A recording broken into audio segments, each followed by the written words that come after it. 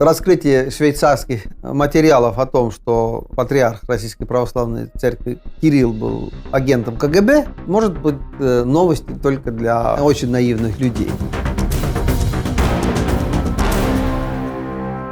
Советская система, КГБ, раньше даже ЧК, да, она сразу стала заниматься именно религиозными деятелями, потому что по марксистским понятиям религия – это опиум для народа. И надо было уничтожить представителей культов, и все эти культы. Советский Союз было атеистическое государство, и из этого исходя, конечно, действовали спецорганы. Коммунистическая партия ставила, в общем-то, задачу. Другое дело, что жизнь шла, власти был Иосиф Виссарионович Сталин, который был такой странный, конечно, человек, который могла и не исходить из идеологических каких-то принципов, из таких принципов, которые были бы для него лично выгодны. Поэтому вот во время войны он даже использовал активно Русскую Православную Церковь, в том числе, чтобы там на фронтах победить.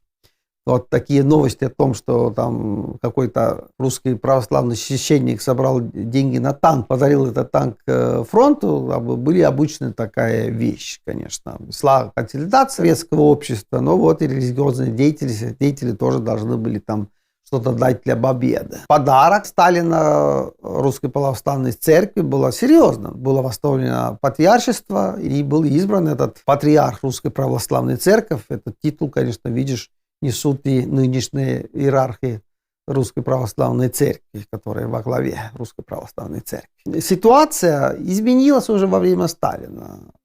Конечно, была чудовищная антирелигиозная кампания Хрущева. Надо быть очень четким. В общем-то, Сталин там это внешне там что-то там создал и дал Русской Православной Церкви. Но это не значит, что он не гонял их в тюрьмы и лагеря. Конечно, там в тюрьмах и лагерях сидели там десятки тысяч российских православных священников, их мучили там, это обстоятельства там все известно.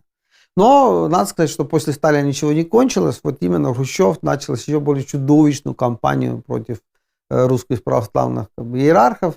И, конечно же, спецслужбы, конечно же, новые силы дали заниматься иерархами Русской Православной Церкви, там рассматривать, кто там идет туда, вообще эта церковь, и чтобы туда было бы послано побольше агентов КГБ. Так что вот в конце 60-х годов мы имели вот такую ситуацию, тренд, что священник должен был быть агент, информатор, агент влияния КГБ, который был под контролем 5-го управления КГБ СССР, это идеологический контрразведка.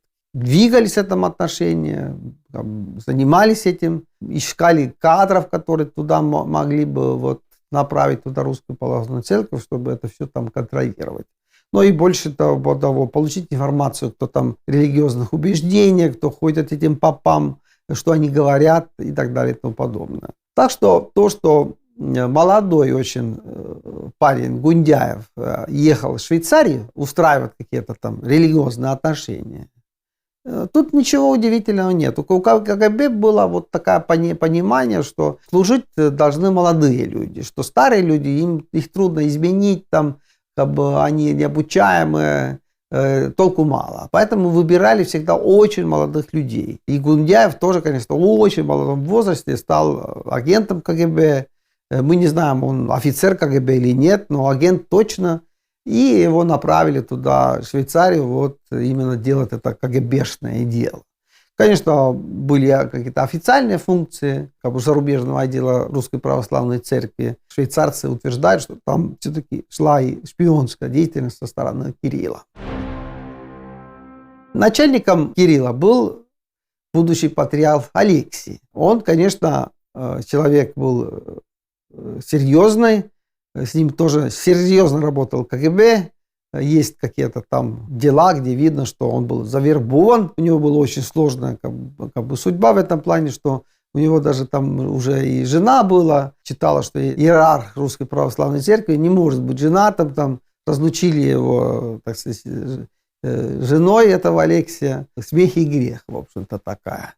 И он вот был начальником вот этого отдела, который занимался зарубежными делами. И он часто ехал этому Кириллу. Дело в том, что патриарх Алексей II уже эстонское время, он же из Эстонии, а Эстония была независимым государством, он, конечно же, уже это время часто ехал в Давос. Вот это эстонское время он ехал в Давос вместе с родителями, и так и осталось. Он очень хотел Давос. И вот Кирилл ему организовал эти поездки туда, в Давос. И гулял он, этот будущий патриарх, там хорошо, скажем так. Сплошь и рядом иерархи Российской Православной Церкви были кагибистами, там, агентами, а то, может быть, и офицерами. Многие задают вопрос, а они вообще были верующими? Они верили в Господа Бога? Им Библия была такой важным для них документ. Здесь не надо быть наивным. Одно дело, это там органы обратились, надо работать. А ты хочешь ехать в Давос. Ну вот ты работаешь. КГБ, в общем-то, особенно последнее десятилетие Советского Союза, даже не интересовалось вашими мнениями, вашим идеологическим содержанием. Главное было задание выполнять. Задание надо было выполнять. И, конечно, могу, как историк, это говорить, что все-таки большинство иерархов, они были религиозными, конечно, людьми.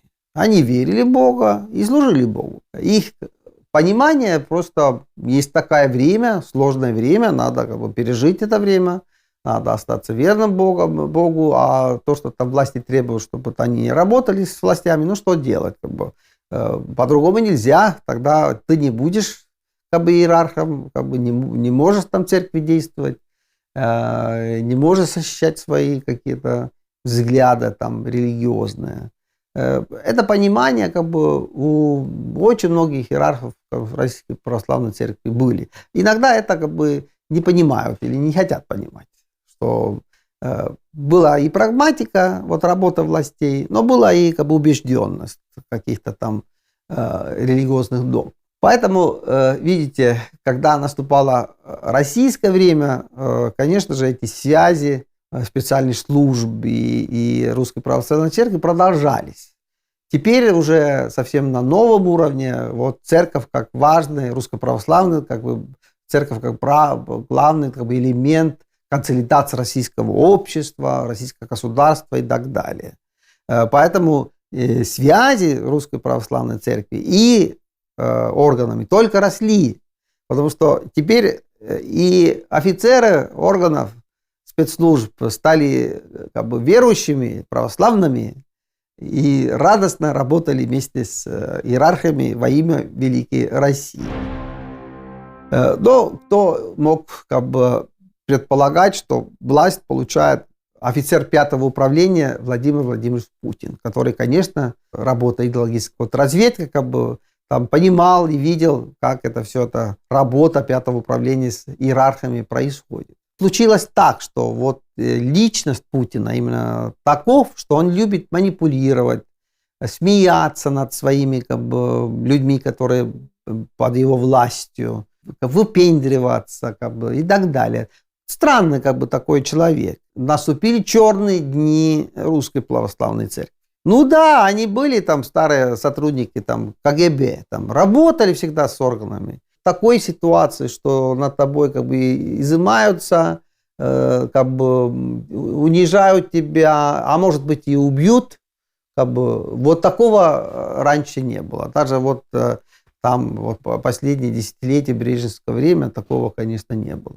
В сталинское время, конечно, послали лагеря, убивали. В брежневское время священников, которые отправили в лагерь, конечно, немного было. А Путин такой человек. Стал мучить этих иерархов.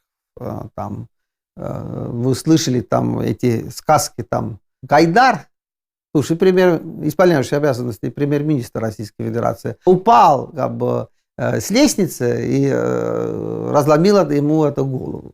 А тут вы слышите, что патриарх Алексей II упал, и ему разломила голову. А потом читать, что какой-то сенатор Тюльпанов, очень близкий Путину, конечно, и Валентину Матвиенко человек, тоже упал с лестницы и разломал голову. Что это все время одно и то же. Да, русские православные иерархи, которые там что-то не нравились Владимиру Владимировичу, могли уже потерять и жизнь. Но в данном случае, конечно, видите, вместо Алексея получил уже как бы опытнейший другой агент КГБ, господин Гундяев. Ему, конечно, самое разное позволялось, такая, может быть, не очень религиозная в свое время. И он должен был стать верным как бы, для Путина вот, священником, который выполняет любой его приказ. Изначально это отношения были, скажем так, сложными. Гундяев, конечно, хотел соответствовать, но он был воспитан так в советском духе, что есть еще какая-то там религиозная догматика, надо следовать этой догматике. А Путин говорит, что вы говорите, вы должны служить только мне. Скандал случилось, когда Путин требовал, чтобы Кирилл собрал бы у грузинской православной церкви прихода в Абхазии и Южной Осетии. Ну, в общем-то, Кирилл говорил, что как бы, вот догматически это невозможно, это все грузинская православная церковь, я не могу этого делать. Но это, конечно, не хотел Путин слушать, конечно, это такое, что там старый его агент КГБ ему что-то там еще говорит, что он что-то не может. Но сделали, конечно, в конечном счете. Очень тяжело для Кирилла вот эта война с Украиной. Все-таки это братья по вере. Как ты там призываешь там, убивать братьев по вере? Ну, мировой истории, конечно, знают много таких случаев. Это, что тут говорить там. Но у нас уже не средневековье. Сложно это продать, так сказать, в православном. Кирилл уже в таком состоянии, что любой прихоть Путина будет выполнена. Путин живет в даче великого князя Сергея Александровича. Это был единственный великий князь, который еще и при жизни обвинили в педофилии. Но что-то там Владимир Путин очень хотел жить в Новогорьеве, вот этом даче или, скажем, в усадьбе этого великого князя. Более того, он приказал открыть вот памятник Сергею Александровичу, великому князю.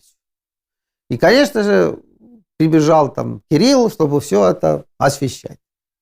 Это был знак, что вот любой прихоть Путина будет выполнена, что бы он ни хотел. Там, какая бы это было, не были бы обстоятельства.